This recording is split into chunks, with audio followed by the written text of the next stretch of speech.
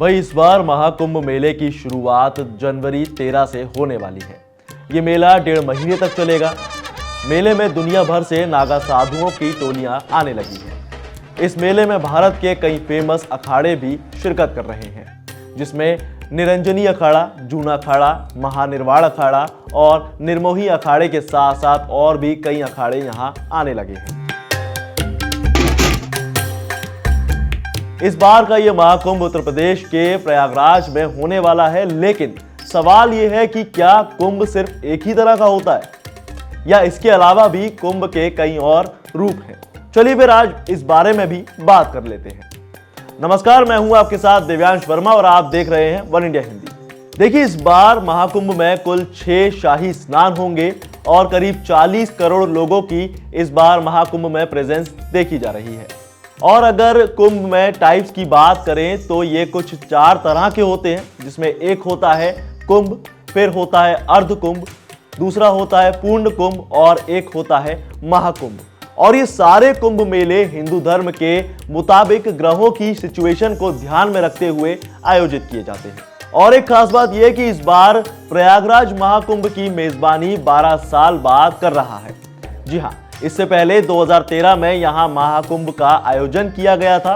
वैसे प्रयागराज के अलावा महाकुंभ का आयोजन हरिद्वार, नासिक और उज्जैन में भी किया जाता है। ये मेला 12 साल के गैप में आता है और हर बार बारी बारी से जगहों को चुना जाता है। और जो 4 तरह के कुंभ के बारे में हमने आपसे बात करी, उनका मतलब क्या होता है ये भी जानिए।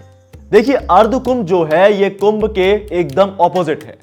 ये हर 6 साल बाद मनाया जाता है, क्योंकि अर्ध का मतलब होता है आधा, और यही वजह है कि यहाँ 6 साल का एक बहुत बड़ा रोल है। वैसे ये सिर्फ 2 ही जगहों पर आयोजित किया जाता है, एक हरिद्वार और दूसरा प्रयागराज। और अब बात करते हैं पूर्ण कुंभ की, जिसे 12 साल बाद मनाया जाता है। असल में ये कुंभ ही होता है जो प्रयागराज के संगम तट पर आयोजित किया जाता है।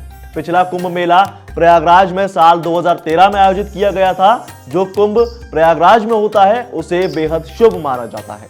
और अब बात कर लेते हैं महाकुंभ की। दरअसल 144 साल बाद जो कुंभ मेला लगता है उसे महाकुंभ कहा जाता है।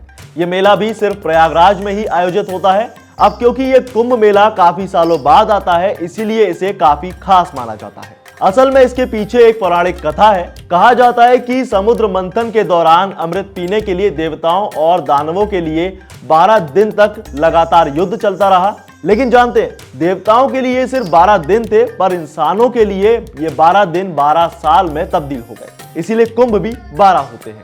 इनमें 4 कुंभ धरती पर होते हैं और 8 देवलोक में, ऐसी सिर्फ मान्यता है। और जब युद्ध हो रहा था तब शनि, चंद्र और सूर्य कलश की रक्षा कर रहे थे। उसी वक्त से ही राशियों पर रक्षा करने वाले ग्रह आते हैं और तभी कुंभ का संयोग बनता है। तो ये थी महाकुंभ के बारे में वो खास जानकारी जो आपके लिए जानना बेहद जरूरी थी। अगर आपको ये जानकारी पसंद आई हो तो इसे लाइक शेयर जरूर करें और ऐसी तमाम जानकारी के लिए सब्सक्राइब करें वन इंडिया हिंदी।